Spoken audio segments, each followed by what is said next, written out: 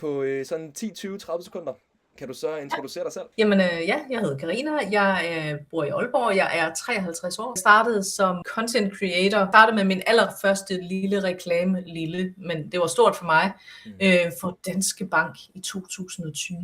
Vild ting, jeg lige landede der. Og det var sådan lidt startskud til, at jeg fik blod på tanden. Lige så stille bygget op, men de sidste 7 måneder har jo været der, hvor jeg har virkelig, avanceret bare lige skyrocket. Så det er mega fedt. Ja. Og hvad var sådan det første mål, vi satte sammen? altså, jeg husker det i hvert fald som 15.000. Var det ikke 15.000? Ja, det er rigtigt. Det var 15.000. Ja. Og det var sådan, hvor jeg tænkte, lad os da, det kan vi da prøve. Lad os prøve 15.000, ikke? Ja, lad os da se, om ikke det kunne lade sig gøre. Og allerede bare dengang, der ved jeg sgu ikke, om jeg sådan rigtig troede på det. Nej, det var det der sådan, du troede slet ikke på det dengang?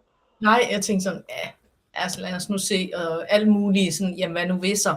Kan jeg det? Og altså nogle af de aftaler, han landede, var jo sådan noget, så 500 der, og 700 og sådan noget. Hvordan kan det nogensinde løbe op i 15.000, ikke? Altså, ja, præcis. Det er sjovt at tænke tilbage på. Jamen, så gik vi jo i gang med at selvfølgelig lave en plan, og sætte nogle mål, og alle de her strategier, som jeg jo så fik til, hvordan jeg, altså outreach, alt muligt, hvad jeg kunne gøre, og hvordan jeg skulle sætte ting op.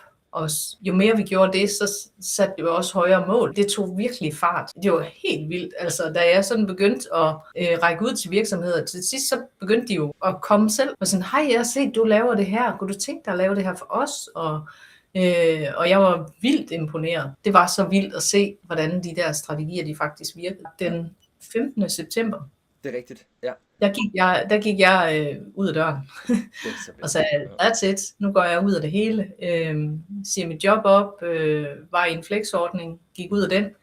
Jeg tænkte, nu tager du fandme springet, og nu gør du det.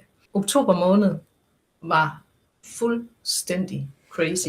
Altså, der røg jeg op på de 50. Det var ligesom om, at da jeg så slap det der, så kom det hele bare ind. Det gik helt amok. Altså, jeg havde en rejse, hvor jeg også havde produkter med, og også lavet alle mulige, jeg tror, jeg havde 3 brands med, og så skulle jeg selvfølgelig lave en hel masse, da jeg så kom hjem, og så kom der bare flere opgaver, og det var vildt. Det, der var fedt ved, at jeg havde så travlt, og så mange ting kom ind, det var, at jeg lærte mig også af dig, virkelig flere gange, hvor jeg bare havde fat i dig, hvor jeg sådan, hvad gør jeg med det her? Hvordan får jeg en struktur? Hvordan skal jeg gøre det her? Og der fik vi jo samlet op på det og sagt, jamen altså, prøv at gøre sådan og sådan og sådan, og så få sat struktur på, så begyndte at skrive ned, som husk at gøre det, sætte dagsordenen op og deadlines og alt muligt, og det fik jeg gjort. Og nu synes jeg faktisk, jeg rigtig godt kan administrere det. Det har lært mig, den travle periode lærte mig jo virkelig, hvor vigtigt det er at have struktur på sine opgaver og vide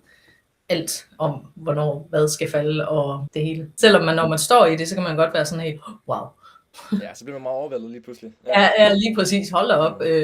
Og når næsten ikke lige at tænke over, okay, hvordan var det lige for 2 måneder siden? Det er selvfølgelig en forskel, og det leder mig faktisk også til spørgsmålet, hvad din største frygt var, sådan da du startede der, vi lagde målet, nu skal det op på 15.000. Det, der nok skræmte mig mest, det var nok det der med økonomien i det. Altså, alt det her med at få stillet op, hvordan skal jeg gøre med det her, hvordan kan jeg administrere det her med fakturer, moms og skat og alt de her ting, ikke? Altså, det var virkelig noget, jeg var bange for, og det var virkelig, virkelig fedt at sige hjælp.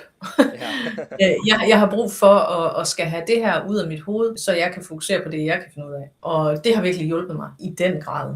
Fordi så kunne jeg lægge den bekymring væk, og så kunne jeg fokusere på arbejdet, som jeg laver af, og blive godt forsikret i det. Jeg var også vildt bange for det der med at gå ud af flex. Hvad så hvis? Og sikkerhedsnet, og sådan her har det jo altid været, og det er jo meget dejligt at være dernede. Samtidig med, at det var spændende, så var det også skræmmende at skulle hoppe ud af hamsterhjulet, altså, og bare gå solo. Det var virkelig vildt, du alligevel gjorde det. Og hvad tror du sådan var forskellen fra, at du gik lige pludselig til at være bange for det, og synes, at 15.000 var vildt mange penge om måneden, til nu at tjene over 40.000 om måneden, og så bare leve som selvstændig? Helt vildt, altså det har jo også gjort noget for mig personligt. En ting er at prissætte sig selv i forhold til at lave content for et brand. Det flyder også ind i ens personlige liv, hvordan man værdsætter, prissætter sig selv generelt i alle mulige andre situationer. Det har det altså været med til. Så det har også givet mig mere, selvtillid. Det tør jeg godt. Jeg tør godt at have is i maven. Jeg tør godt at sige til et brand, ej,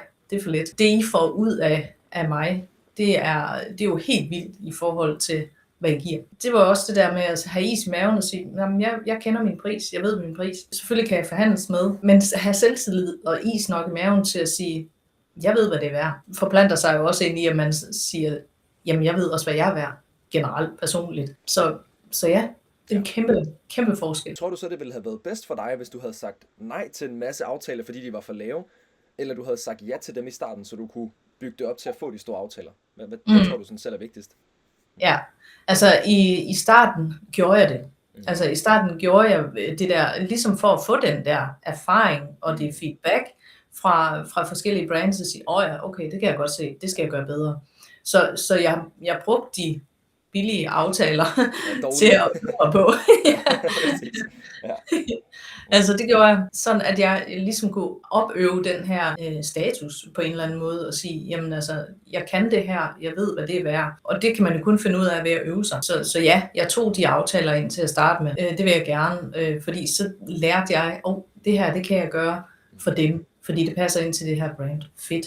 Og så kan jeg bruge det næste gang og sige, hey, jeg kan faktisk det her. Det kunne I også have gavn af. Man opbygger en erfaring. Helt sikkert. At du havde taget alle de mange skidt samarbejder, men så fandt ud af, hvordan du så kunne bruge dem til at bygge erfaring, men så var det der, det virkelig gav på det. Ja. Altså virkelig. Ja, fordi det lærte mig jo alt muligt. Altså hvordan, det var nogle gange, jeg fik sådan nogle små aftaler, hvor de virkelig indeholdt crazy ting. Hvordan fanden får jeg lavet det her?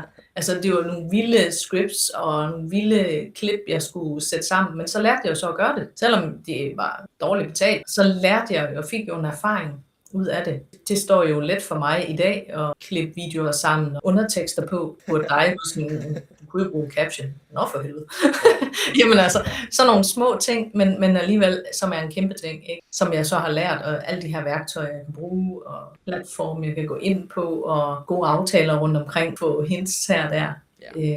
Ja, det har også betydet meget. Mega fedt. Ja, det er jeg også glad for, at du har taget til dig, for det er jo de færreste mennesker, som tager det til sig og faktisk bruger det. Hvor du tog det virkelig til dig og brugte det med det samme, og så prøv at se, hvor det endte, ikke? Altså, det er så vildt.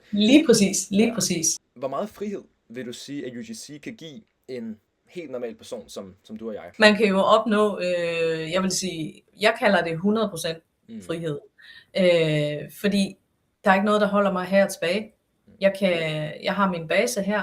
Ja, jeg har sat mig i en lejlighed, der ikke er specielt dyr, men stadigvæk fed. Så jeg er ikke bundet af noget som helst. Jeg kan selv administrere min tid. Jeg kan selv beslutte, hvad tager jeg ind, og hvad tager jeg ikke ind. Jeg er ikke underlagt et system, som skal bestemme, hvornår jeg skal møde, hvad jeg skal have i løn, eller noget som helst. Det er mig, der bestemmer det. Det er den ultimative frihed for mig, at jeg kan selv vælge, jeg kan selv strukturere min hverdag, og selvfølgelig kræver det arbejde. Det er klart. Altså, det kræver jo også, at du er på, og du er ude med riven, han har sagt, for at finde kunder, og selvfølgelig også, at du avancerer. Altså, at du hele tiden holder dig up to date, men det er ikke stressende på den samme måde, som en ganske almindelig 9-to-5-agtig. Slet ikke. Det er en kæmpe frihed. Så vil jeg bare sige tak for din tid. Og tak. Mega fedt, at du ville dele så meget, og lige havde en lille, eller en stor halv time, blev det så. Vi snakkes ved. Det gør vi.